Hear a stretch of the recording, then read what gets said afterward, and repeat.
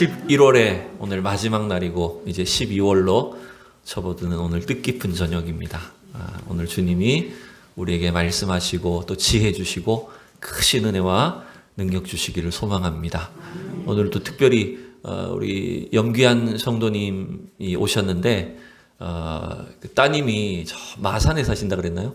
네, 마산에 사시는데 내일 이제 아버지 이제 건강검진을 받게 하시려고 또 마산에서 또 올라오셔가지고 서울까지 또 가신다 그러네요. 그래서 오늘 아버지가 나오는 교회가 어떤 교회인가 궁금하셔서 오늘 이렇게 같이 예배에 참석하셨어요. 네, 반갑습니다. 한번 환영으로 박수 한번 하겠습니다.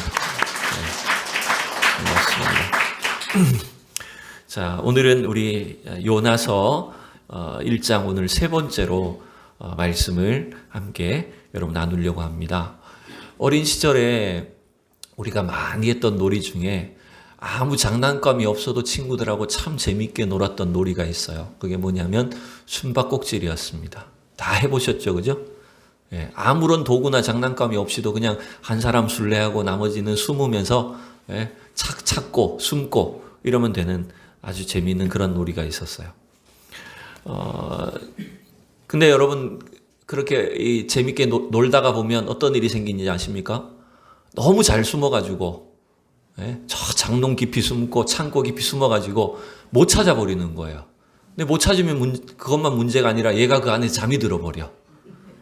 잠이 들어가지고 다음날 날이 돼서야 애가 이제 눈 비비고 일어나가지고 무슨 일이 있었나 하고 이렇게 나오는 일들이 생기죠.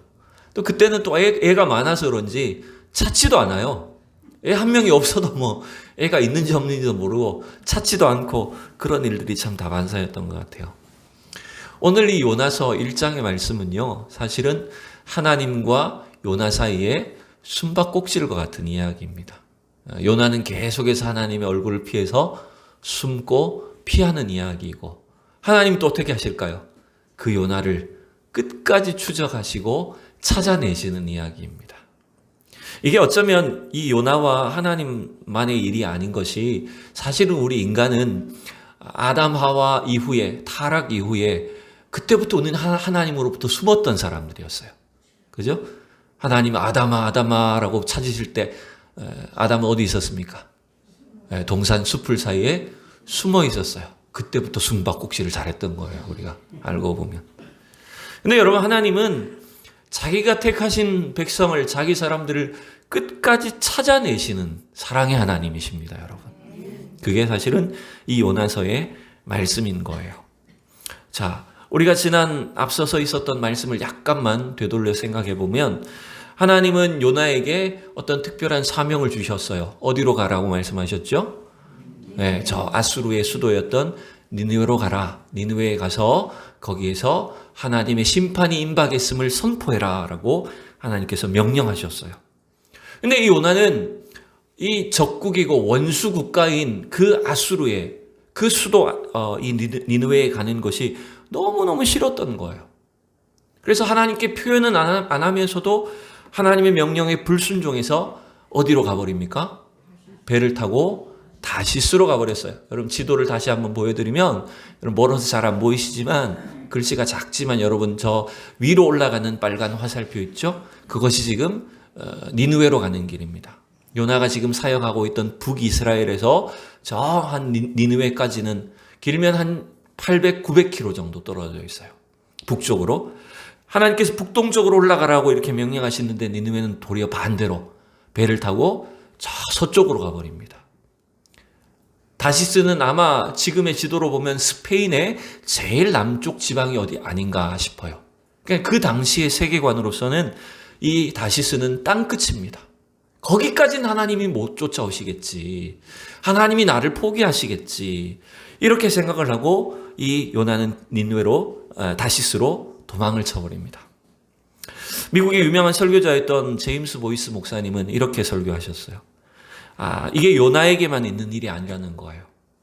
하나님은 어쩌면 우리 모두에게 하나님의 복음을 맡기시고 하나님의 복음을 땅끝까지 증거하라고 우리에게 사명을 주셨는데도 불구하고 우리는 자꾸만 요나처럼 불편해하고 그 사명을 도망치고 피하려는 그런 습성들이 있다라고 지적을 합니다. 여러분, 이게 결국은 우리 모두의 문제라는 걸 알려주는 거죠. 이렇게 요나가 도망쳤을 때 하나님 그럼 어떻게 하십니까? 포기하십니까? 아유, 저놈은 안 되겠구나. 하나님 요나를 그냥 포기해 버리실까요? 여러분 한번 따라합시다. 하나님은 포기하지 않으신다. 하나님은 절대 우리를 포기하지 않으시고 버리지 않으신다는 것입니다. 끝까지 하나님 우리를 구원하시고 하나님의 일꾼으로 우리를 찾아내셔서 사용하시는 분이시라는 거예요. 그 하나님의 선택하심, 주님의 부르심 때문에 저와 여러분이 이 자리에 있게 된 줄로 믿습니다. 여러분, 요나는 자신의 계획이 성공했다고 생각을 하고 아마 다시스로 가는 배 밑바닥에 누워서 편안하게 잠에 들었을 것 같아요. 깊은 잠에 빠졌다고 성경은 말합니다. 근데 하나님은 요나를 끝까지 포기하지 않으시고 그를 찾으시는 것, 어떤 방식으로 찾으셨습니까? 어떻게 요나를 깨우셨습니까? 배 밑창에 자고 있는 요나를 풍랑으로 흔들어 깨우셨어요. 하나님은 그 바다에 큰 풍랑을 내리셔서 그 요나를 깨우시고 하나님이 찾고 계시다는 사실을 알려주셨어요. 여러분, 그래서 보면 이 풍랑이라는 것도요, 우리 인생에서 풍랑을 원하는 사람이 어디 있겠습니까? 우리가 원치 않는 풍랑과 고난과 시험을 원하는 사람은 아무도 없어요. 그런데 여러분, 때때로 하나님은 이 풍랑을 통해서라도 우리를 찾으시는 분이라는 걸 기억해야 돼요. 왜? 우리가 영적인 잠에 빠져 있기 때문에. 우리가 하나님께서 맡기신 그 직분이나 그 사명을 잊어버리게 되면 하나님 때때로 풍랑을 통해서 우리를 흔들어 깨우실 때가 있다는 거예요. 그래서 우리는 이러한 풍랑을 만날 때에 하나님이 나에게 맡기신 일이 무엇인지, 주님의 부르심이 어디 있는가를 생각하고 여러분 다시 그 자리를 회복하는 것이 여러분 필요하다는 것입니다. 하나님은 풍랑으로 요나를 깨우셨어요. 그리고 그 선원들이 제비를 뽑았을 때 이 풍랑의 원인이 요나에게 있다는 사실을 알게 해주셨어요. 그래서 이제 요나도 어쩔 수 없이 이게 하나님의 이 추적이구나, 하나님께서 자신을 찾고 계시는구나 라고 하는 것을 깨닫고 인정을 하게 됩니다. 자, 오늘 보면 우리가 11절부터 17절까지인데 잠깐 또 11절을 읽어봅시다. 시작. 바다가 점점 흉흉한지라 모래기가 그에게 이르되 우리가 너를 어떻게 하여야 바다가 우리를 위하여 잔잔하겠느냐 하니라. 하니라고 되어 있네요. 자, 제비 뽑기를 통해서 이 풍랑의 원인이 요나라고 하는 것이 밝혀졌어요. 요나 스스로도 자기가 이스라엘 사람이고 하나님의 명령을 거역해서 내가 여기까지 왔다, 그래서 이 일이 생긴 것 같다라고 인정을 했어요. 근데 풍랑이 잦아들질 않는 겁니다. 풍랑이 더 심해집니다. 그래서 이제 선원들이 요나에게 이렇게 묻죠. 우리가 너를 어떻게 해야 이 바다가 잠잠하겠냐? 우리가 너를 어떻게 해야 되겠냐? 여러분, 이게 이 요나를 바다에 빠뜨리겠다는 말이 아니죠. 이 선원들은 이 요나를 위해서 다시 돌아가야 될지, 하나님의 뜻을 위해서는 돌아가야 될 거 아니에요. 우리가 배를 돌려서 요바로 돌아가야 되는지, 아니면 이 요나가 섬기는 이스라엘의 하나님 앞에 어떤 제사를 올려야 될지, 뭔가 네가 해결책을 내봐라. 네가 원인이니까 네가 해결책을 내봐라. 이렇게 요나에게 질문을 해요. 근데 요나가 이제 여기서 굉장히 사실은 놀라운 대답을 합니다. 12절 같이 읽어봅시다. 시작. 그가 대답하되 나를 들어 바다에 던지라. 그리하면 바다가 너희를 위하여 잔잔하리라. 너희가 이 큰 폭풍을 만난 것이 나 때문인 줄을 내가 아노라 하니라. 자, 요나는 이 폭풍의 원인이 누구 때문인 줄 알고 있어요? 자신 때문이라는 걸 알고 있어요. 나 때문에 지금 이 일이 생겼다. 분명히 그 문제의 원인을 자기가 제공한 것을 인정하고 해결책으로서 자신을 바다에 들어서 던지라고 말합니다. 여기서 한 가지 의문점을 한번 가져봅시다. 요나는 지금 이 시간 자신의 불순종을 진정으로 회개하고 하나님 앞에 자기 자신을 희생함으로써 이 배에 타고 있는 나머지 사람들을 살리려고 한 건가요? 질문이 좀 길죠? 질문이 길면 못 따라오시죠? 그죠? 자, 짧게 해서 요나는 진짜 회개하고 있는 것일까요? 그리고 진짜 회개해서 지금 자기 자신을 희생하는 것일까요? 얼핏 보면 그렇게 보입니다. 얼핏 보면 요나가 지금 이 풍랑의 원인이 자신이니까 자기 한 몸을 희생함으로 인해서 책임을 지고 이 나머지 배에 탄 사람들은 살려야 되겠다. 굉장히 강한 희생 정신을 보여주는 것처럼 얼핏 보여진다는 거예요. 근데 여러분, 우리가 봤을 때 앞뒤 상황을 쭉 놓고 봤을 때 요나가 어디에서도 하나님 앞에 무슨 진정으로 회개했다거나 기도하며 엎드렸다는 표현이 없어요. 2장에 가서야 기도하는 게 나오지. 지금 배 위에서 풍랑 속에서 요나는 하나님 앞에 하나님의 이름은 말하고 있지만 하나님 앞에 자기 죄를 회개하며 기도하지도 않고 다시 하나님의 뜻에 순종하겠다고 복종하지 않는 걸 여러분 보여줍니다. 여러분, 우리는 이걸 기억해야 돼요. 참된 회개는 여러분 죽음을 선택하는 게 아닙니다. 진정한 회개는 하나님 앞에 완전히 자신이 잘못된 것을 돌이키는 것이 되어야 됩니다. 그래서 여러분, 진짜 요나가 회개했다고 하면 어떻게 해야 됩니까? 하나님의 명령에 자신이 다시 굴복하겠다고 한 뜻으로 어쩌면 배를 돌려야 되죠. 그죠?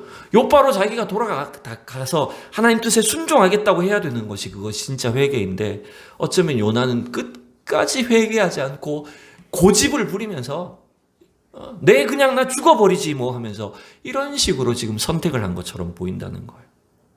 근데 여러분, 하나님은 또 어떤 분이시냐면 그런 요나를 끝까지 또 추적하시는 분이시라는 거예요. 그를 끝까지 찾으시고 돌아올 때까지 부르시는 것이 하나님의 사랑이라는 걸 여러분 우리가 알 수가 있어요. 요나는 자기를 이제 바다에 들어서 던지라고 말을 했어요. 근데 막상 뱃사람들은요 오히려 더 두려워합니다. 자, 13절에 보십시오. 이 뱃사람들이 어떻게 하는지. 그러나 그 사람들이 힘써 노를 저어 배를 육지로 돌리고자 하다가 바다가 그들을 향하여 점점 더 흉용함으로 능히 못한지라. 아니, 요나는 바다에 들어 자기를 던지라고 했지만 차마 그렇게 할지 못하는 거예요. 뱃사람들은. 어떻게 사람을 그냥 던집니까? 그래서 풍랑 속에서 막 노를 저어서 다시 배를 반대쪽으로 육지 쪽으로 돌리려고 이들은 노력했다고 말합니다. 근데 여러분, 도저히 그 풍랑을, 하나님께서 내리신 풍랑을 이길 수가 없었죠. 그리고 14절 이 뱃사람들은 하나님께 기도합니다. 요나는 기도 안 해요. 요나는 끝까지 지금 기도 안 합니다. 오히려 하나님을 알지 못하는 이 이방인 선원들은, 뱃사람들은 하나님 앞에 정말 간절히 기도합니다. 이 사람을 던지는 것이 우리의 잘못이 되지 않게 해주십시오. 우리가 어쩔 수 없어서 이렇게 하는 것입니다. 우리의 죄가 되지 않게 해주십시오 라고 하나님 앞에 기도를 합니다. 그리고 요나를 바다에 던졌다고 성경은 기록해요.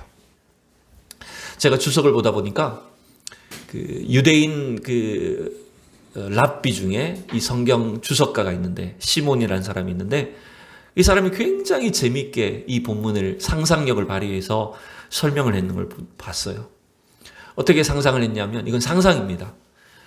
사공들이, 이 뱃사람들이 요나를 들어가지고 이제 바다에 바로 빠뜨린 게 아니라는 거예요.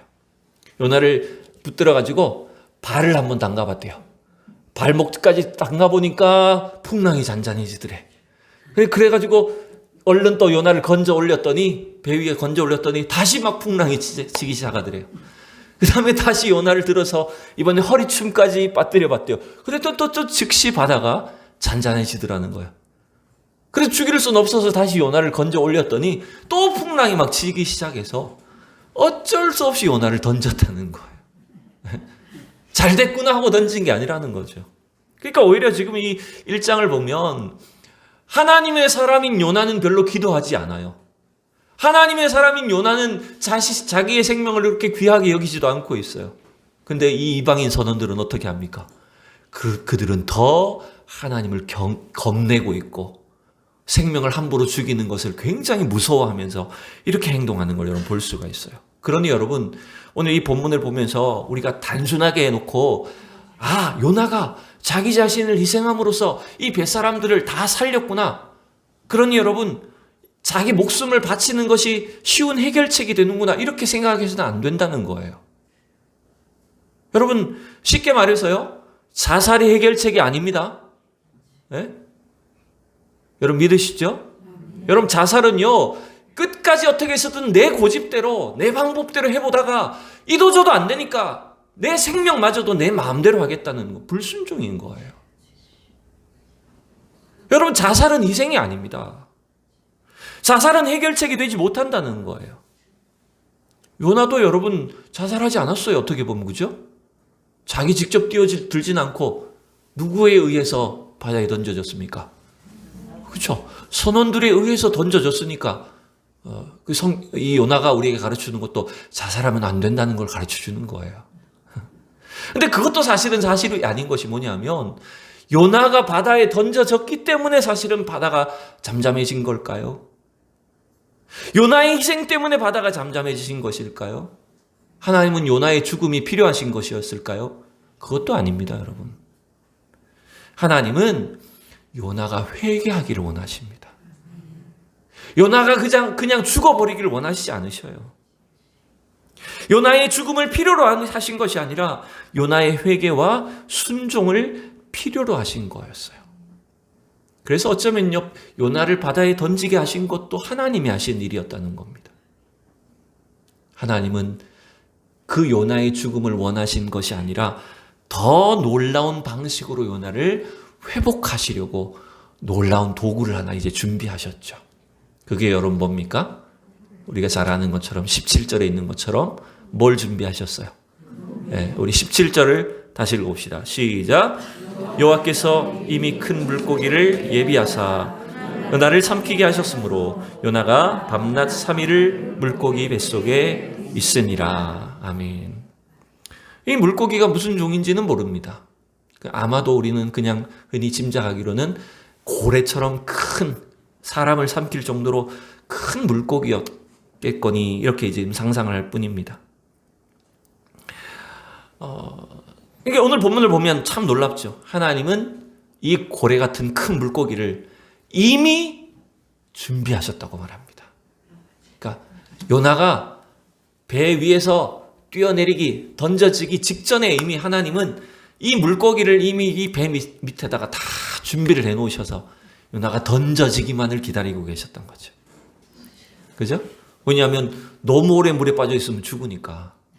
숨이 끊어지지 않을 쯤에 요나를 딱 삼키게 하셔서 죽지 않게 하셨다는 거예요. 참 제가 재미있는 또 설명 하나를 찾았는데요.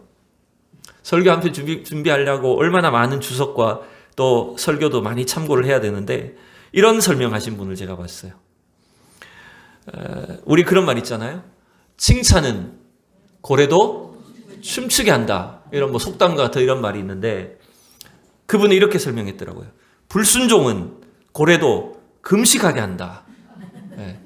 칭찬은 고래를 춤추게 하지만 불순종하면, 믿음의 사람들이 불순종하면 이 고래도 금식해야 된다는 거예요. 왜 금식했냐? 여러분 만약에 요나를 삼킨 물고기가 바로 요나를 어떻게 소화를 시켰다거나 아니면 또 다른 먹이를 먹기 위해서 물을 집어 삼켰다면 요나가 어떻게 됩니까? 그 뱃속에서. 그렇죠? 익사해서 죽죠, 일단은. 물고기 뱃속에서, 여러분 물속에서 헤엄치다가 익사해서 죽을 수밖에 없다는 거예요. 근데 하나님은 이 물고기를 준비하셔서 이 요나를 삼키게 하셨을 뿐만 아니라 그 물고기 뱃속에서 건조하게 물에 빠져 죽지 않도록, 요나가 소화되지 않도록 물고기를 아주 불편하게 하셨다는 거예요. 소화불량에 3일 동안 물고기가 소화불량에 걸려가지고 먹지도 마시지도 못하고 아주 불편하게 있다가 3일 후에 어떻게 해요? 도저히 이거 안 되겠다 싶어서 토해내게 하셨다는 거예요. 그러니 여러분, 이 요나의 불순종은 물고기를 소화불량에 걸리게 해버린 겁니다. 금식하게 만들어버렸다는 거예요. 어떤 의미에서는. 그러놓고 보면 여러분, 이 요나서는 어떻게 보면 뭔가 반대로 이루어집니다. 하나님의 사람 요나는 계속해서 불순종합니다. 근데 반대로 어떻게 해요? 전혀 하나님과 상관없어 보이는 바다도 하나님께 순종합니다. 뱃사람들도 하나님의 말씀을 두려워하고 순종하는 모습을 보여줍니다. 요나는 하나님 말씀에 불순종하는데 심지어 이 물고기도 하나님께 순종합니다. 그것뿐만 아니에요. 요나가 저 니느웨 성에 갔을 때 이 니느웨 사람들도 요나의 말을 듣고 순종하지요. 박넝쿨도 순종합니다. 박넝쿨을 갉아먹으라고 하는 벌레도 하나님의 말씀에 순종하는데 요나는 끝까지 잘 순종 안 하는 모습을 보여줘요. 그래서 여러분 어쩌면 이 요나서는요, 옛날 우리 선배 어른 목사님들도 늘 그렇게 설교하셨어요. 바로 이 요나 같은 존재가 누군 줄 아십니까? 요나라고 이렇게 말합니다. 한번 따라해 봅시다. 나 때문에. 네. 나 때문에. 네? 사실은 우리가 누군가 다른 사람의 잘못, 다른 사람의 문제, 나를 힘들게 하고 나를 불행하게 하는 요소들을 자꾸 다른 데서 찾으려고 하지만 사실은 진짜 문제의 원인은 하나님의 말씀을 자꾸 불순종하는 요나 같은 나에게 있다는 거예요. 그게 우리의 문제라는 거예요. 근데 여러분, 그럼에도 불구하고 하나님은 이 요나를 끝까지 포기하지 않으신다는 것을 보여줍니다. 하나님 끝까지 요나를 버리지 않으셨어요. 요나 때문에 오히려 다른 존재들은 순종하는 모습을 보여주지만 요나는 끝까지 하나님 말씀에 불순종하는 것처럼 보여지지만 하나님은 그 요나 때문에 끝까지 일하시는 분이라는 걸 보여줍니다. 불순종하는 요나 때문에 어쩌면 다시스로 가는 배를 준비해 주셨어요. 불순종하는 요나를 위해서 하나님을 경외하는 선원들을 준비해 주셨어요. 불순종하는 요나를 위해서 물속에 누구를 준비해 주셨어요? 물고기를 준비해 주셨어요. 그러니까 하나님은 모든 것들을 사실은 이 불순종하는 요나를 위해서 성실하게, 섬세하게 준비해 주셨어요. 더 나아가서 이 요나처럼 하나님의 말씀을 잘 헤아리지 못하고 순종하지 못하는 우리를 위해 예수 그리스도를 준비해 주셨어요. 요나는 불순종함으로 3일 동안 물고기 뱃속에 들어갔지만 예수님은 순종함으로 십자가에 달리셔서 3일 동안 어두움 가운데 죽음 가운데 계셨던 거였어요. 결국은 누구 때문일까요? 요나 때문에.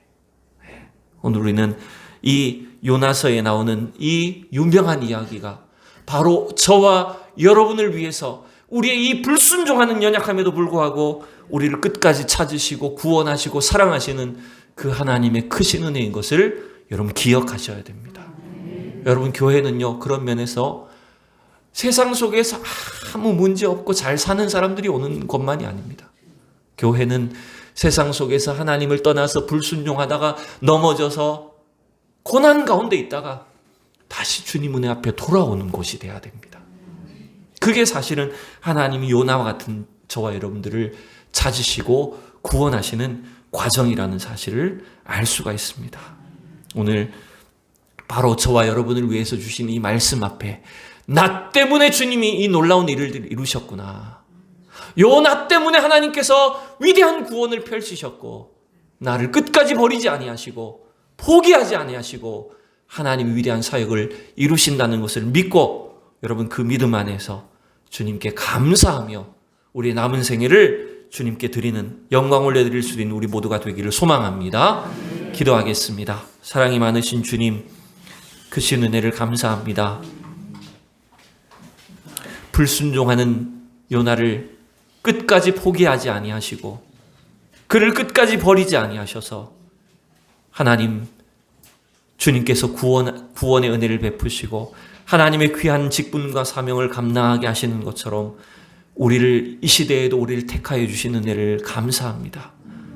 요나 때문에 예수님이 십자가에 달려 죽으신 것, 나 때문에 주님이 이 놀라운 은혜를 베풀어 주신 것, 이 시간 다시 기억하고 우리의 남은 생에 하나님의 영광을 위하여 하나님 맡기신 귀한 사명을 위하여 충성하는 우리 모두가 되게 하여 주시옵소서. 감사드리며 예수 그리스도의 이름으로 기도하옵나이다. 아멘.